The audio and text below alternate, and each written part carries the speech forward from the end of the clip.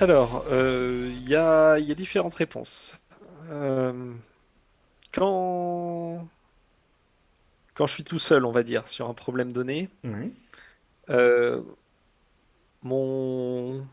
il y a une grande partie qui va être de la visualisation, de la conceptualisation mentale, on va dire. D'accord. C'est-à-dire que le problème, quand il nous arrive, ok, on peut comprendre l'énoncé, mais on a du mal à se représenter ce qui va faire intervenir.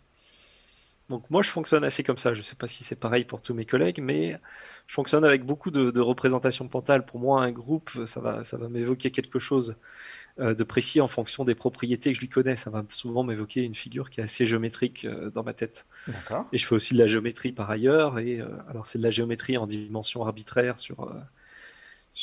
pas forcément sur des nombres réels, ça peut être sur des nombres complexes et tout ça, mais quand même, je vais garder des représentations simples en dimension 2, en dimension 3 de chaque phénomène qui sont dans ma tête et je vais essayer sur un problème donné, d'essayer de tester un petit peu cette intuition, de voir quelles sont les choses qui sont en jeu. Est-ce que si je diminue un paramètre, est-ce que ça va faire plutôt diminuer ou grandir tel autre paramètre? Est-ce que j'ai un moyen d'attaquer le problème en utilisant telle approche ou si finalement en utilisant telle approche, j'ai des raisons de penser que ça ne m'apporte aucune information sur mon problème donné. Donc j'ai envie de dire, ouais, une première partie qui est vraiment de la conceptualisation D'accord.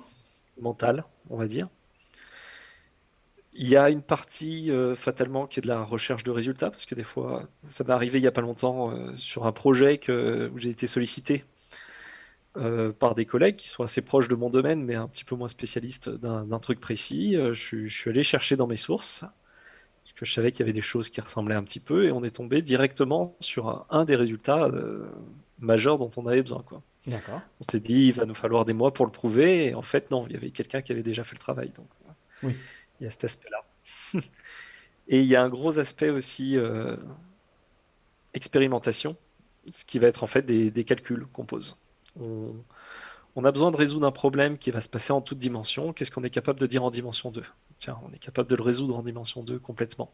D'accord. Est-ce on pourra peut-être pas faire le même calcul en dimension arbitraire parce qu'on a posé toutes les équations et c'est moche mais on peut aller chercher quelque part où se situe l'information essentielle, celle qui nous a permis de trouver la propriété qui nous intéresse, par exemple la propriété géométrique.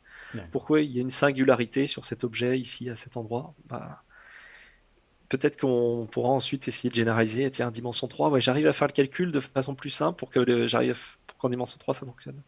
Tiens, j'arrive à généraliser un petit bout en dimension arbitraire. Tiens, j'arrive à D'accord. résoudre un petit peu plus, quoi.